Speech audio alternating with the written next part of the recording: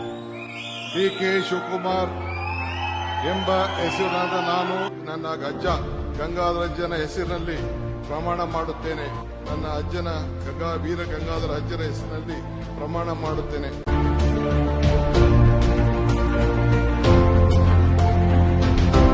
ಹಾಗಾದ್ರೆ ವೀರ ಗಂಗಾಧರ ಅಜ್ಜ ಅಂದ್ರೆ ಯಾರು? ಬಾಲ್ಯದಲ್ಲಿ ಶಿವಪೂಜಾ ಪ್ರೇಮಿಯಾಗಿ ಮಹಾರಾಷ್ಟ್ರದ ಗುರುಕುಲದಲ್ಲಿ ಕಾವ್ಯ ವ್ಯಾಕರಣ ಸಂಸ್ಕೃತ ವೇದಗಳ ಅಧ್ಯಯನ ಮಾಡಿ ಪಾಲಿಕೊಪ್ಪ ಹಿರೇಮಠದ ಪಟ್ಟಾಧೀಶರಾಗಿ ಕಾಡು ಮೇಡುಗಳಲ್ಲಿ ಘನಘೋರ ತಪಸ್ಸನ್ನ ಆಚರಿಸಿ ಕ್ರೂರ ಪ್ರಾಣಿಗಳನ್ನ ತಮ್ಮ ತಪಸ್ಸಿಗೆ ಶರಣಾಗಿಸಿ ಪ್ರತಿದಿನ ಬೇವಿನ ರಸವನ್ನ ಸೇವಿಸಿ ಗರಡಿ ಮನೆಗಳಲ್ಲಿ ತಾಲೀಮನ್ನ ತೆಗೆದು ತಾವೇ ಸ್ವತಃ ಉತ್ತಿ ಬಿತ್ತಿ ಬೆಳೆದು ಭಕ್ತರಿಗೆ ದಾಸೋಹ ಮಾಡಿ ತಾವೇ ಸ್ವತಃ ಬಾವಿಯ ಕಡೆದು ಭಕ್ತರಿಗೆ ನೀರುಣಿಸಿ ಶಿವಪೂಜೆಯ ಸಂದರ್ಭದಲ್ಲಿ ವಿಷಸರ್ಪಗಳನ್ನೇ ಆಹ್ವಾನಿಸಿಕೊಂಡು ದಟ್ಟ ಅಡವಿಯಲ್ಲಿ ಶ್ರೀ ಮುಕ್ತಿ ಮಂದಿರ ಧರ್ಮಕ್ಷೇತ್ರವ ಸಂಸ್ಥಾಪಿಸಿ ಶ್ರೀಮದ್ ರಂಭಾಪುರಿ ಪೀಠದ 119ನೇ ಜಗದ್ಗುರುಗಳಾಗಿ ಅಂದಿನ ರಾಷ್ಟ್ರಪತಿ, ಉಪರಾಷ್ಟ್ರಪತಿ, ಪ್ರಧಾನಮಂತ್ರಿ, ಮುಖ್ಯಮಂತ್ರಿಗಳಿಗೆ ನಿಷ್ಠುರತೆ ಮತ್ತು ನ್ಯಾಯಪರತೆಯನ್ನ ಪರಿಚಯ ಮಾಡಿಸಿ ಜಗದಗಲ ಮುಗಿಲಗಲ ಮಾನವ ಧರ್ಮಕ್ಕೆ ಜಯವಾಗಲಿ, ಧರ್ಮದಿಂದಲೇ ವಿಶ್ವಕ್ಕೆ ಶಾಂತಿ ಎನ್ನುವ ವೀರ ಉದ್ಘೋಷವ ಮೊಳಗಿಸಿ ಶಿವ ಸ್ವರೂಪಿ ಜಂಗಮನಾಗಿ ವಿಶ್ವ ಕಲ್ಯಾಣ ಯೋಗೀಶ್ವರ ವೀರ ವೈರಾಗ್ಯ ತಪೋನಿಧಿ ವೀರ ವಿಭೂತಿ ಶ್ರೀ 1008 ಶ್ರೀಮದ್ ರಂಭಾಪುರಿ ವೀರ ಸಿಂಹಾಸನಾಧೀಶ್ವರ